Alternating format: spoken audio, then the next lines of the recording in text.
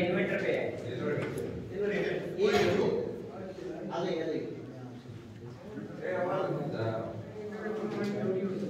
भारत माता की जय हो।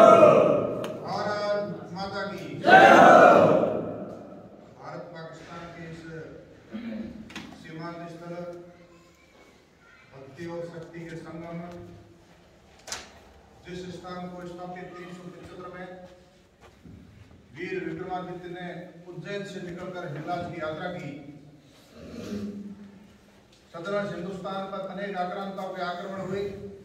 उनमें से शक भी थे, कुषाण, शक, हूण, यवन, मुगल, अंग्रेज, अनेक प्रकार के जो आक्रांत आए उनमें शक भी हुए।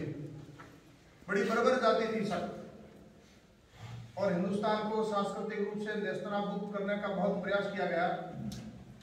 परंतु वीर विक्रमादित्य जैसे ऐसे महान शूरवीर थे जिन्होंने और पराक्रम और शौर्य का प्रकटीकरण करते हुए सामने उन्होंने युद्ध किया, लड़े, शकर को परास्त किया, हिंदुस्तान से पलायन करने के लिए विवश कर दिया, और बचे कुचे जो शक थे वो विलीन हो गए हिंदुस्तान की संस्कृति में। हिंदुस्तान में छोटी छोटी जातियां बन गई। थोड़ी बातचीत नहीं करे तो बातचीत बाद में करेंगे, पर बात नहीं। शकों ने और शकों जैसी बर्बर जातियों ने हिंदुस्तान में किस प्रकार के हालात किए, लेकिन वीर विक्रमादित्य जैसे ऐसे महान पुरुष थे, उन्होंने लड़कर के उस जाति को यहां से पछाड़ दिया, खदेड़ दिया। इसी कारण वो सकारी कहलाए वीर विक्रमादित्य। और विक्रम संवत तभी से प्रारंभ हुआ। शकों को परास्त करने के पश्चात हिंदुस्तान की यात्रा पर निकले और देवी के दर्शन करने के लिए आतुर हुए। हिंगलाज में जहां देवी का ऐतिहासिक स्थल है, हिंगलाज माता गए, वहां दर्शन किए अनन्य भक्ति से, और प्रसन्न होकर के देवी ने उनको वचन दिया कि युगों युगों तक तेरा एक न्यायप्रिय शासक के रूप में स्मरण किया जाएगा। वीर विक्रमादित्य ने कहा कि वो बात ठीक है, परंतु मेरी अभिलाषा यह है कि सदैव आपके दर्शन करो। माता जी ने कहा कि मेरे मूल स्थान को छोड़कर मैं चल नहीं सकती, परंतु आपकी तेरी इस अनन्य भक्ति से मैं अभिभूत होकर के और शक्ति के आंशिक रूप में तेरे साथ में चल सकती हूँ। मां शक्ति हिंगलाज के रूप में, आंशिक रूप में यानी मूर्ति में विराज करके वीर विक्रमादित्य के साथ प्रस्थान किया। परंतु एक साथ में एक शर्त भी थी कि यात्रा के दौरान, उज्जैन जाने के दौरान अगर दिशा भ्रम हो गया, अगर पीछे मुड़ करके देख लिया हिंगलाज तीर्थ की तरफ, तो मैं वहीं रुक जाऊंगी, मेरा स्थान वहीं रहेगा। सज्जनों, अनेक यात्री विश्रामों के साथ में यहाँ से ठीक 15-20 किलोमीटर आगे घोराडा का स्थल है, गगनचुंबी बड़ा घोरा है, वहां पर रात्रि विश्राम किया। तत्पश्चात इस पहाड़ पर जाकर के रात्रि विश्राम किया। इस पहाड़ पर रात्रि विश्राम किया, और रात्रि विश्राम करने के बाद में तो प्रस्थान के लिए सवेरे यहाँ उन्होंने इधर उधर देखा, दिशा भ्रम हो गए। दिशा भ्रम होते ही उन्होंने जैसे ही हिंगलाज की तरफ पीछे मुड़ करके देखा, मां प्रकट होती। मां ने कहा अब मैं यही स्थान मेरा करूंगा। उसके बाद में यह वीरात्रा धाम प्रसिद्ध है, और ऐसा कहा गया कि ब्रह्मा जी की गोद पुत्री वक्रांगी और वाकर के रूप में, क्योंकि माता जी ने कहा था मैं इस नाम से वहां कहलाऊंगी, तब से यह वीरात्रा धाम, जहां पर लाखों श्रद्धालु संपूर्ण देश से आते हैं, बड़ा दिव्य और स्थल है। तनोट से लगाकर वीरात्रा के बीच में जैसलमेर और बाड़मेर के अनेक ऐसे शक्ति स्थल भी है, जहां पर चमत्कारिक अनेक उदाहरण अतीत में देखे गए हैं। ऐसे दिव्य और भव्य स्थल पर हम सभी प्रमुख कार्यकर्ता यहाँ भारतीय जनता पार्टी का सैद्धांतिक प्रशिक्षण ले रहे हैं। ध्येय निष्ठा को प्रत्येक कार्यकर्ता के दिलो दिमाग में उतारने के लिए, कार्यकर्ता का निर्माण करने के लिए और एक ही दिशा में चलने के लिए ध्येय निष्ठ हो कार्यकर्ता। संगत शब्दम संवदत्तुम संगो मनासी जानताम देवा भागे यथा पूर्वे संजा नाना उपासते। वो साथ चले, संगत चले, एक ही दिशा में चले, ध्येय निष्ठ होकर के चले, हमारा उद्देश्य एक हो, और राष्ट्रवाद इस प्रखर प्रवाह में प्रवाहित होकर के हिंदुस्तान के व्यवस्था परिवर्तन के लिए, युग परिवर्तन के लिए हम इस प्रकार का हमारा निर्माण करें। यह योजना से प्रशिक्षण शिविर संपूर्ण देश में आयोजित किए गए हैं। उसी कड़ी में बाड़मेर जिले का, चूंकि 8-9 महीना पहले सभी मंडलों के प्रशिक्षण शिविर हुए थे, हम सभी उसमें शामिल हुए भी थे। आज यह जिला प्रशिक्षण 3 दिवसीय आवासीय शिविर आज दूसरा दिन है। हम सभी यहाँ प्रशिक्षण दे रहे हैं। हम सभी बड़े सौभाग्यशाली हैं कि इस दिव्य और भव्य स्थल पर और माता जी के इस सानिध्य में और हम इस प्रकार का प्रशिक्षण दे रहे हैं। निश्चित रूप से हमारे जीवन और व्यवहार में यह बातें, यह सिद्धांत, ये मूल दर्शन उतरेगा। सदना बात आता है कि भाजपा की मुख्य विचारधारा, भारतीय जनता पार्टी की विचारधारा क्या है।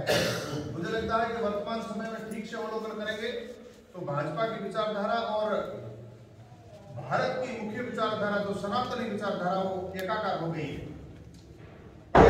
2014 के बाद में आए युगांतकारी परिवर्तन के पश्चात भी सदन हिंदुस्तान के बारे में अगर थोड़ा बहुत सांस्कृतिक वर्णन करेंगे तो ध्यान में आएगा।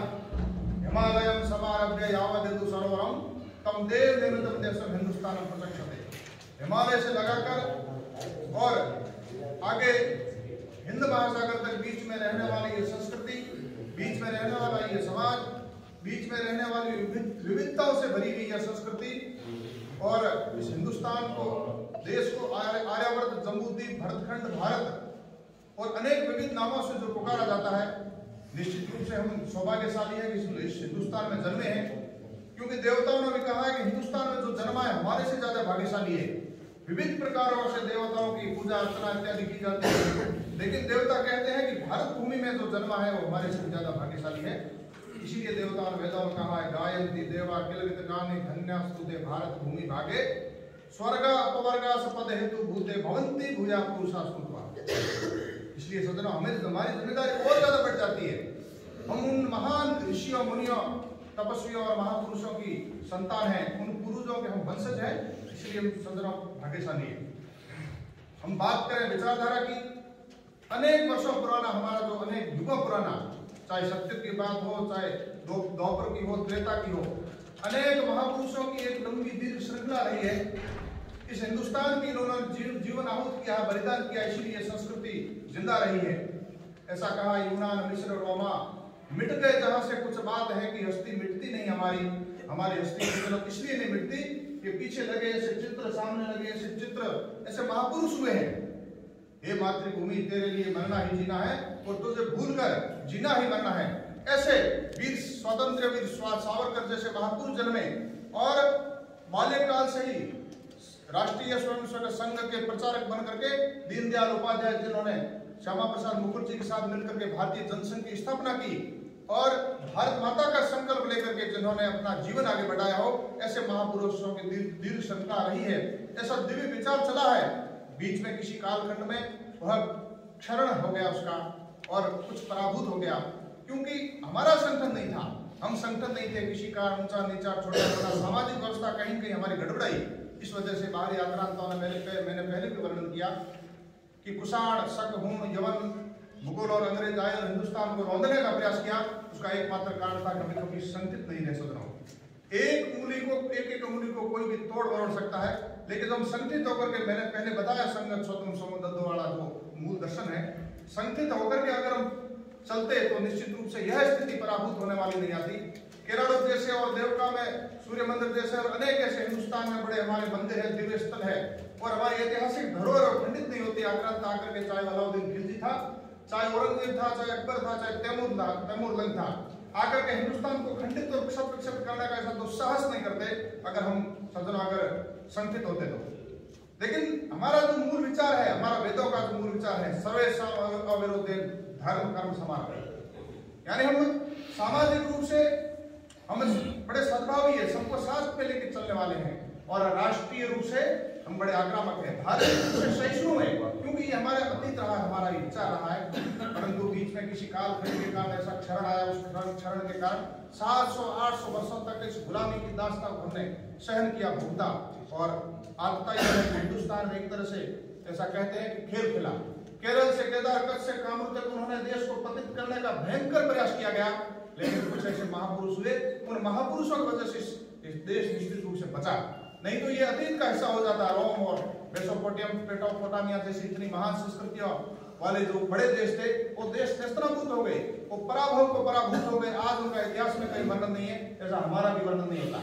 इसलिए सज्जनों, हमारी जो मूल संस्कृति है, हमारा जो मूल विचार है, वो वेदों से लगाकर, चारों युगों से लगाकर वर्तमान तक जो है, उसी प्रकार की जनसंघ से लगाकर भारतीय जनता पार्टी तक काम करने वाले महापुरुषों ने और काम करने वाले ऐसे हमारे राजनेताओं ने एक ऐसे मूल विचार और मूल दर्शन दिया कि उस वजह से आज हम भी जिंदा, हमारी संस्कृति भी जिंदा है। उत्तरम यत् समुद्र से हिमाद्रेश च दक्षिणम वर्षम तद भारतम भारती नाम भारती। सदनों, इस प्रकार का भव्य दिव्य और देश, और बीच में किसी कारण से अगर हम पराभूत हुए तो अब हमें एक पुनः चिंतन करने की आवश्यकता है। देश में जब अंग्रेजों का शासन था, अंग्रेजों के शासन के दौरान 1857 में मंगल पांडे के नेतृत्व में क्रांति आई और क्रांति समूचे देश में फैली। बाद में हम सभी जानते हैं कि धीरे धीरे करते हुए 1947 में हिंदुस्तान आजाद हुआ, लेकिन आजाद होने में कितने लोगों का बलिदान हुआ, सर्वस्व अर्पित कर दिया स्वयं को। कितने ही माताओं की गोद सुनी होगी, कितने ही पत्नियों की सिंदूर उड़ गए, कितने ही बहनें राखी बांधने के लिए इंतजार करते रहे भाइयों का, और बलिदान हो गए।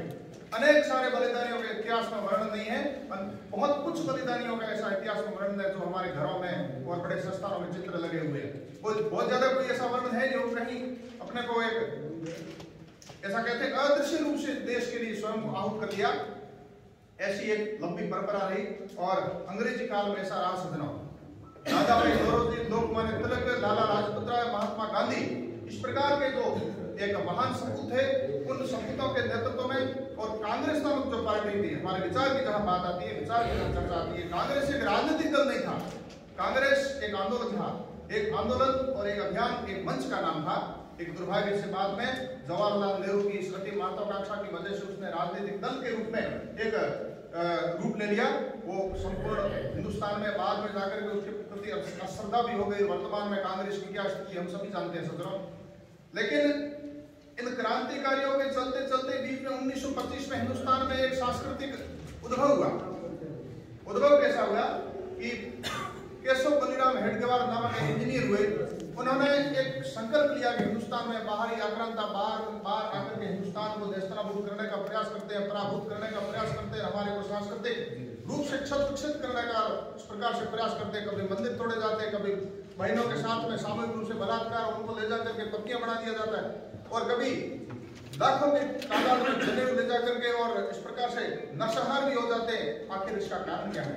तो उनके मन में संकल्प आया, इसका एकमात्र कारण हम संगठित नहीं है। कोई छोटा है, कोई मोटा है, कोई ऊंचा है, कोई नीचा है, और कोई बड़ा है, कोई छोटा है। इस प्रकार के ये जो भाव है, ये भाव निश्चित रूप से कहीं कहीं हमारे को इस प्रकार के पराभव होने के लिए विवश कर देते हैं। तो उस महापुरुष के मन में भाव आया, वो क्रांतिकारियों के साथ ही थे। ये श्यामा प्रसाद मुखर्जी जैसा ऐसा कलकत्ता से निकला हुआ व्यक्ति, और कश्मीर हमारा हिस्सा है जहां पर एक ही प्रकार के निशान और एक ही प्रधान और सब एक ही होने चाहिए, ऐसा संकल्प लेकर के कश्मीर में स्वयं को बलिदान कर देता, वो भी कलकत्ता से आया। ऐसे ही और दक्षिण में अनेक महापुरुषों की लंबी श्रृंखला रही। उसी में से केशव बलिराम हेडगेवार हुए। उन्होंने कहा कि एक हिंदू संगठित करने के लिए हमारे को इस प्रकार का संकल्प करना चाहिए। सभी ने कहा हिंदुस्तान धर्मनिरपेक्ष राज्य है, धर्मनिरपेक्ष राष्ट्र है, यहाँ पर इस प्रकार की बात करने की आवश्यकता नहीं। उन्होंने कहा कि हिंदुस्तान जो है वो हिंदुओं का राष्ट्र है, हिंदू को सांप्रदायिक शब्द नहीं है। मैं उस वर्णन की ओर नहीं जाऊंगा कि कुछ दिन पहले जयपुर में हिंदुत्व और हिंदुत्ववादियों की और हिंदुत्व की व्याख्या की गई थी। मैं उन ऋषि मुनियों की उन हिंदुत्व शब्द की व्याख्या और मूल दर्शन की ओर जाऊंगा जहां पर व्यापकता थी। सर्वे भवन्तु सुखिनः, सर्वे सन्तु निरामया, सर्वे भद्राणि पश्यन्तु मा कश्चित् दुःखभाग् भवेत्। इस प्रकार की एक विशालता और इस प्रकार की समग्रता का मूल चिंतन हिंदुत्व है।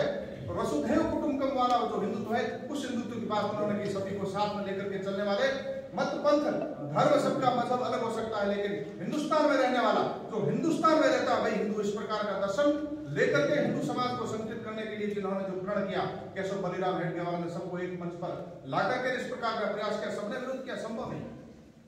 हिंदुओं को संगठित करने का अर्थ है सभी मेंढकों को एक तराजू में तोलना संभव नहीं है। 5 मेंढक लेकर के हम एक तराजू में तोलने का प्रयास करेंगे, एक मेंढक को अंदर रख करके दूसरे मेंढक में हाथ डालेंगे, तब तक वो खुदक करके बाहर चला जाएगा। सबने यही कहा, संभव नहीं है।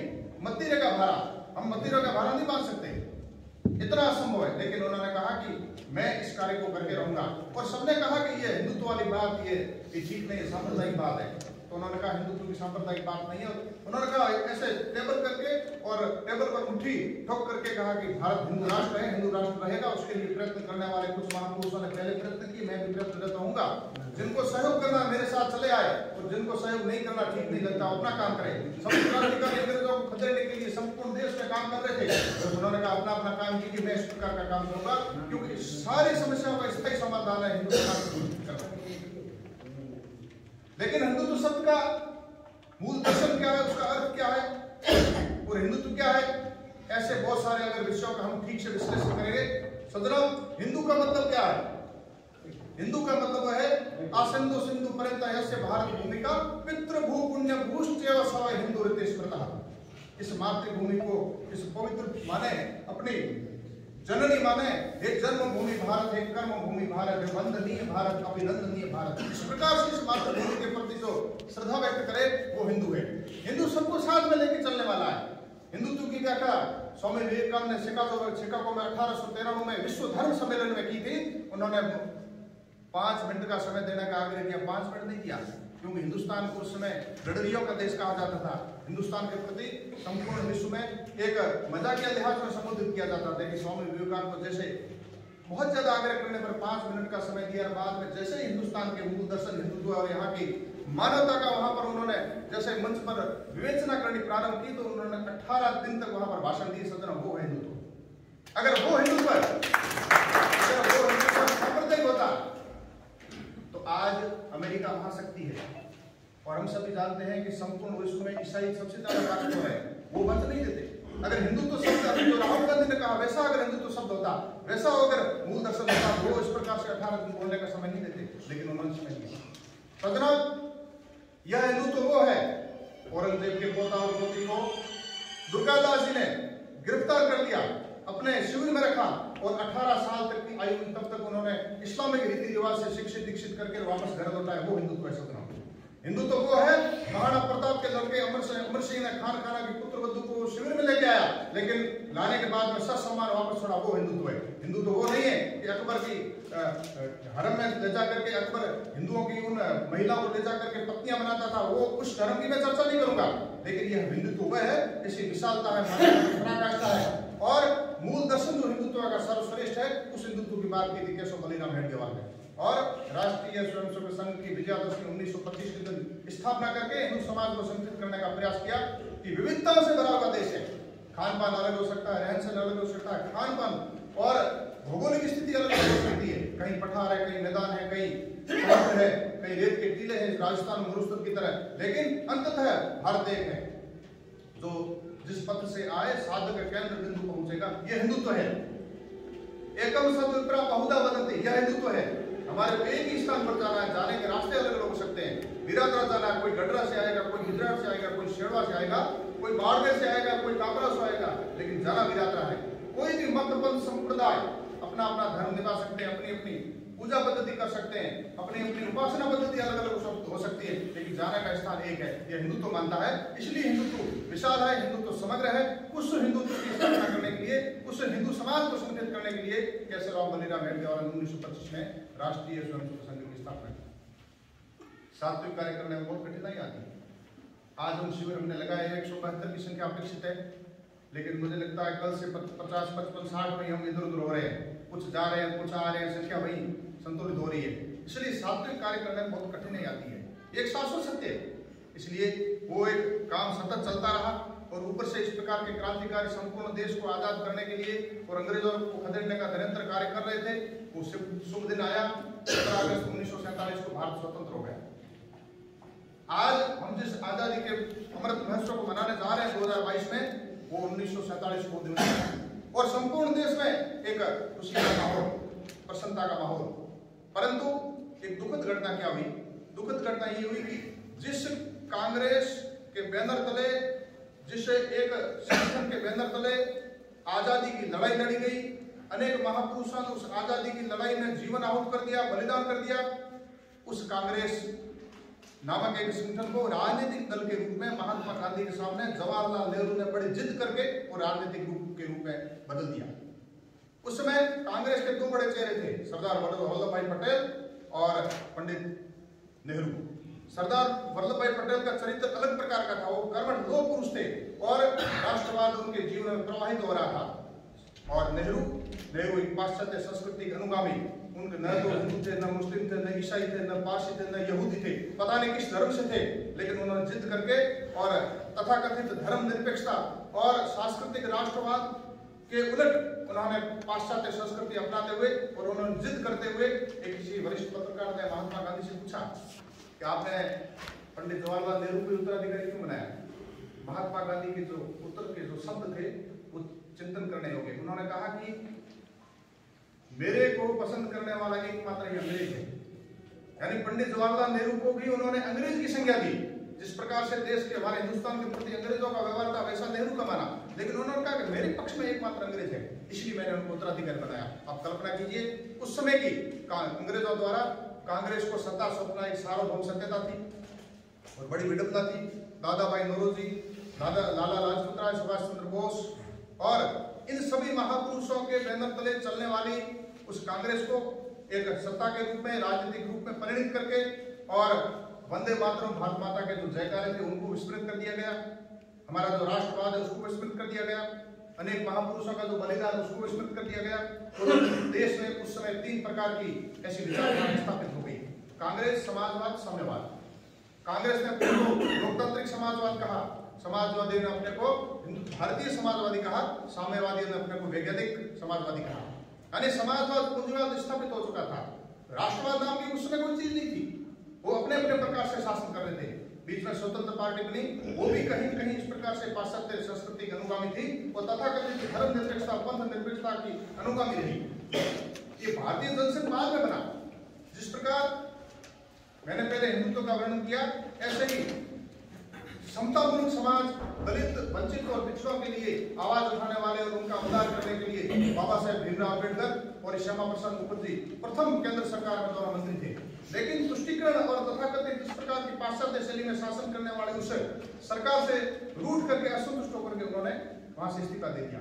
आजकल कई लोग कहते हैं भीमराव अम्बेडकर हिंदुत्व के विरोधी थे। सदना 1935 से लगाकर 56 तक उन्होंने कहा कि मैं हिंदू धर्म में जन्मा हूं, हिंदू धर्म में बनूंगा।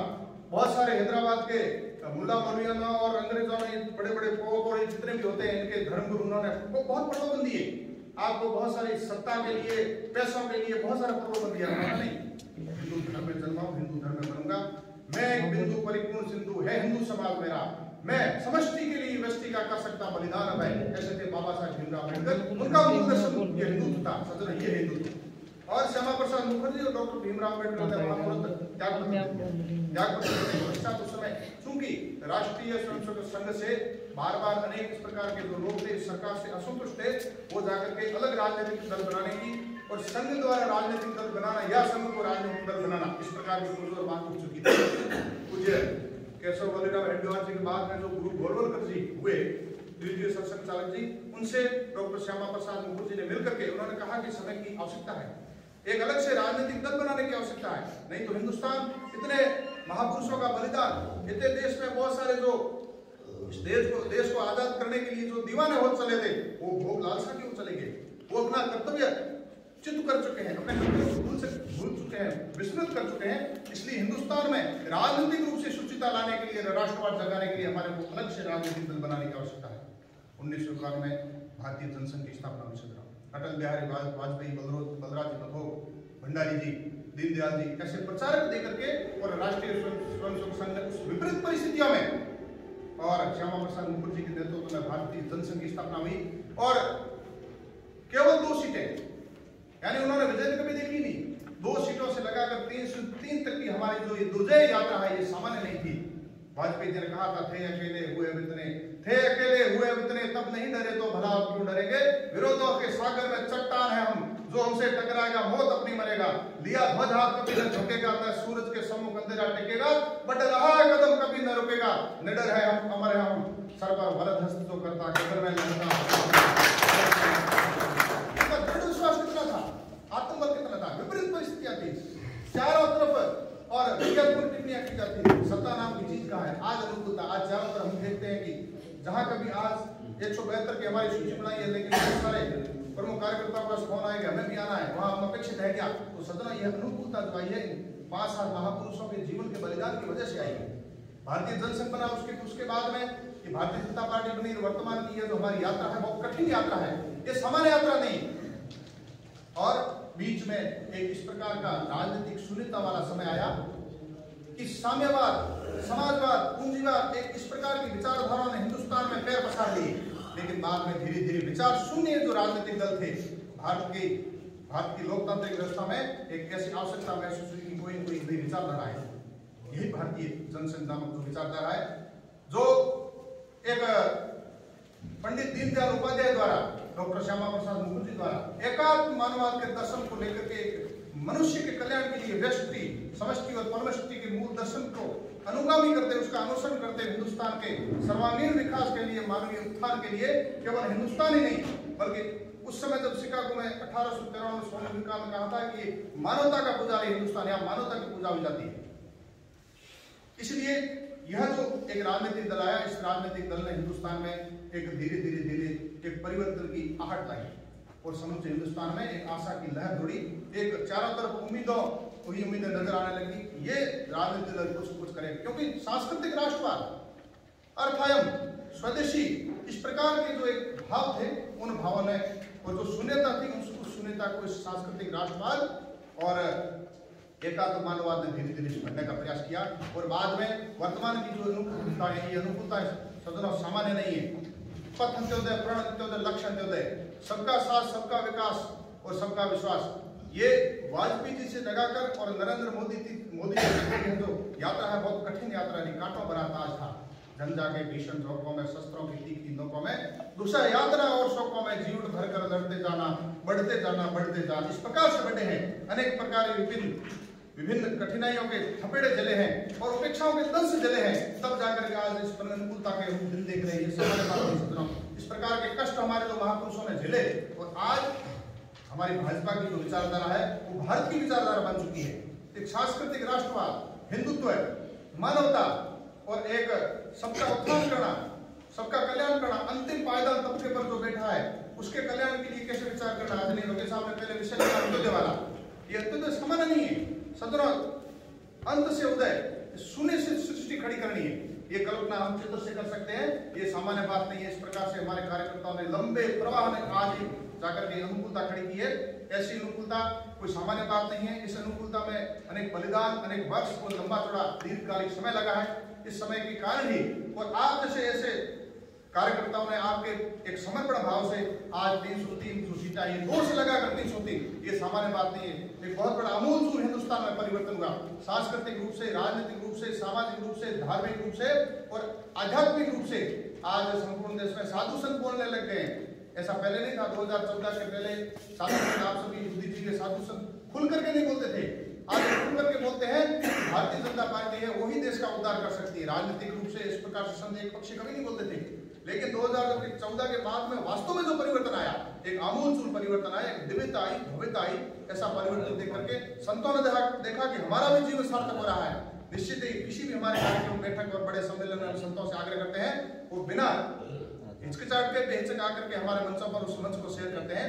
ये है सदन अनुकूलता, ये है हमारी विचारधारा, ये है हमारा विचार, ये भाजपा की विचारधारा और देश की विचारधारा, यानी भाजपा की विचारधारा और भारत की विचारधारा विलीनीकरण हो गया है, एकाकार हो गए हैं। और निश्चित रूप से अच्छे दिन नरेंद्र मोदी जी ने पहले कल्पना की थी, अच्छे दिन आए भी हैं, इससे भी और आएंगे। देश में बहुत सारे क्रांतिकारी जो परिवर्तन हुए, ये सामान्य बात नहीं है। देश को एकता और अखंडता में बाधक 370 धारा को 35 धारा को नेस्तनाबूद कर दिया और सीए नामक बिल बना करके हिंदुओं के साथ में कट्टरपंथी इस्लामिक राष्ट्रों द्वारा जो अत्याचार किया जाता था, इस बिल को बना करके, कानून को बना करके इस प्रकार की राहत दी। और इस्लाम धर्म से जुड़ी हुई महिलाओं के साथ में जो अत्याचार किया जाता था, हजारों किलोमीटर दूर बैठा व्यक्ति को 3 बार तलाक तलाक तलाक कह करके उसके साथ अमानवीय व्यवहार होता था, इस प्रकार से उसके साथ न्याय कर दिया। ये कोई मामूली बात थोड़ी है। 1528 में मीरवाकी ने हमारे आराध्य देव, रोम रोम में रहने वाले, घट घट में बसने वाले, कोई जन्मता है कि ईश्वर का दिया हुआ चला जाता है कि ईश्वर को प्यारा हो गया। इस प्रकार के हमारे आराध्य देव 413 वर्ष पहले 1528 में हमारी उस मंदिर की उस धरा को अपवित्र करके मंदिर को जो ढहाया गया और बाद में बाबर नामक जो आक्रांता था, बर्बर था, विधर्मी था, उसकी जो वहां पर एक मस्जिद नामक जो ढांचा बनाया और वो आंदोलन चला और उसका परिणाम हम सबने देखा। ये देश में एक बढ़ता हुआ एक प्रखर राष्ट्रवाद है। संपूर्ण देश में क्रांति दौड़ी, राष्ट्रवाद की क्रांति दौड़ी और स्वदेश का भाव जागा। बाद में स्थिति आई, सदरा नरेंद्र मोदी जी का शासन आया, ये अनुकूलता आई, आज भव्य नींव पूजन हो गया, भव्य राम मंदिर बन गया। इससे बड़ी खुशी क्या हो सकती है सदरा? लोग कहते थे जलजला आ जाएगा, खून की नदियां बहेगी, ना तो चिंगारी हुई न एक बूंद खून गिरा। इसको कहते हैं अनुकूलता। लेकिन ये किसी एक व्यक्ति निमित्त हो सकता है, अनेक लोगों का जो बलिदान हुआ, अनेक लोगों का जीवन खपा है, आप जैसे अनेक लोगों की एक दिशा में जो मैंने कहा संघर्ष इस वजह से और एक ताकत बनी है। वही ताकत इस प्रकार की परिणति में और परिवर्तित होकर के हिंदुस्तान का दिव्य भव्य रूप आज हमारे सामने है। तो ये बड़े आनंद का विषय है। बड़े कष्ट सहन करके महापुरुषों ने इस प्रकार का जो वातावरण खड़ा किया, इस प्रकार की जो परिस्थिति लाए और अनुकूलता लाए, इस अनुकूलता की वजह से आज हमारा हिंदुस्तान महान विश्व शक्ति बनने जा रहा है। इसी कालखंड में हमारे सामने देखते हुए जब हमारा हिंदुस्तान विभाजित हुआ तब तो देखा 1876 में अफगानिस्तान, 1904 में नेपाल, 6 में भूटान, 35 में म्यांमार, 37 में श्रीलंका और 1945 में पूर्वी पाकिस्तान और पश्चिम पाकिस्तान हमारे दाएं और बाएं हाथ की तरफ कट करके हमारे से अलग हो गए। 83 लाख वर्ग किलोमीटर का हिंदुस्तान का हिस्सा और विखंडित होकर के वर्तमान में केवल हमारे पास 32 लाख वर्ग किलोमीटर है। 51 लाख वर्ग किलोमीटर का हिस्सा हमारे से कहां चला गया? एकता के अभाव में, प्रतिकूलता के अभाव में। आज बड़ा हर्ष का विषय है कि चीन का गलवान घाटी में उसके घरों को नेस्तनाबूद कर दिया गया। पाकिस्तान में सर्जिकल स्ट्राइक और एयर स्ट्राइक करके घरों को तार-तार कर दिया गया और चारों तरफ चाहे म्यांमार में हुआ कर, चाहे किसी भी पड़ोसी देश में कोई ऊंची आकर के लिए नहीं सकता। नरेंद्र मोदी जी निश्चित रूप से एक महामानव के रूप में हिंदुस्तान में आए हैं, परिव्राजक योद्धा सन्यासी के रूप में आए हैं, परंतु एक तो चारों तरफ एक अदृश्य रूप से जो एक शक्ति की तरंगें विसर्जित होती है, वो उनको कहीं न कहीं ताकत देती है, शक्ति देती है। आज हमारे जैसे ऐसे कार्यकर्ता संपूर्ण देश में कहीं न कहीं किसी हॉल में बैठ करके और एक पंडित दीनदयाल उपाध्याय की तरफ देख करके राष्ट्रवाद के प्रवाह में प्रवाहित होकर के स्वयं को झोंकने का जो कार्य करते हैं, निश्चित रूप से खुशी का आज ये प्रभाव है कि आज संपूर्ण देश दृढ़ता की ओर जा रहा है, महाशक्ति बनने की ओर जा रहा है। न तो हम कामे राज्यम न स्वर्ग न भवन पुनर्भवन कामे तप्ता नाम प्राणी न मार्ग नाशनम। ऐसा भाव रख करके कार्यकर्ताओं ने अपना सर्वस्व न्योछावर कर दिया हो। कभी विधायक नहीं बने, कभी शासक नहीं बने और इस प्रकार दुपट्टा डाले चाहे भारतीय जनसंघ में, चाहे भारतीय जनता पार्टी में, और अपने को खपा लिया। ऐसे हमारे आदरणीय कार्यकर्ताओं की वजह से यह दृश्य बना है सदनों, ये विशाल वटवृक्ष बना है। कभी भारतीय जनसंघ ने इस प्रकार का जो बीज बोया था, आज भारतीय जनता पार्टी केवल हिंदुस्तान ही नहीं संपूर्ण विश्व में एक आशा का केंद्र बिंदु बनी हुई है। दुबई में जाकर के मोदी जी वहां मोदी के नारे लगवा देते हैं, श्री राम का वहां मंदिर बनवा देते हैं, और अमेरिका का राष्ट्रपति मोदी जी जब वहां एयरपोर्ट पर जाते हैं और सामने रिसीव करने आता है। एक समय था मोदी जी को जब वीजा नहीं दी जाती थी, तो ये क्या है, हमारी ताकत है। जग नहीं सुनता दुर्बल जनों के शांति प्रवचन, सच झुकाता है उसे कर सके जो रिपु मान बंधन। जिसके पास ताकत है, जिसके पास शक्ति है, जग उसी को पूछेगा। नरेंद्र मोदी जी के नेतृत्व में संपूर्ण राष्ट्र ने एक ऐसी शक्ति अर्जित की है, उस शक्ति के वटवृक्ष के बलबूते उसी की छाया में संपूर्ण हिंदुस्तान वर्तमान में एक सात्विक ओर से गुजर रहा है और एक अनुकूलता में महान शक्ति बनने जा रहा है। भारत का विषय है एक मामूली बात है क्या? हमारे को विश्व के जो देश जो चीजें देते थे वो हमारे को खपानी पड़ती थी, लेनी पड़ती थी, इसकी हमारी व्यवस्था थी। क्योंकि पहले से जो 60 वर्ष तक कांग्रेस ने जो शासन किया है वो उनके गुलाम थे। जो लंदन से आदेश आता था, चीन से आदेश आता था, पाकिस्तान से आदेश आता था, उससे मजबूर होकर के देखा नहीं मनमोहन सिंह जी जब प्रधानमंत्री थे, अरुणाचल प्रदेश में चीन की सेना आकर के बाहर आक्रमण कर दिया। मनमोहन सिंह जी जब वहां जाने के लिए उन्होंने कार्यक्रम तय किया, वहां से धमकी आई कि आप अपना कार्यक्रम निरस्त कर दीजिए। उन्होंने कार्यक्रम निरस्त कर दिया। ऐसे शासक थे हिंदुस्तान में। वर्तमान में स्थिति क्या है? वर्तमान में स्थिति है उनको वहां अपने सैनिकों को वापस ले जाना था। यह ताकत सिंह ने तिल के विरुद्ध निर्गला न सिंहो संस्कार निज गौरव पराक्रम सु सिंह बने संस्कार। स्वयं को सिंह साबित कर दिया। आप लोगों की वजह से ऐसे हजारों लाखों लाख कार्यकर्ताओं की वजह से संपूर्ण हिंदुस्तान में इस प्रकार का भारतीय जनता पार्टी ने विराटत्व रूप जो धारण किया है, और इस विराटत्व रूप के नीचे आने के लिए संपूर्ण विश्व के लोग तैयार है। क्योंकि भारत ने पहले भी विश्व का नेतृत्व किया है, तो नई बात नहीं है। कहते हैं ना भारत विश्व गुरु बनेगा, ये कोई केवल नारा नहीं है। विश्व गुरु इसलिए बनेगा कि जब शक्ति अर्जित कर देगा तो निश्चित रूप से दुनिया के लोग विश्वास इसलिए करेंगे कि भारत ने सदैव मानवता की सेवा की। भारत ने सदैव पीड़ित की, शोषित की, वंचित की सेवा की।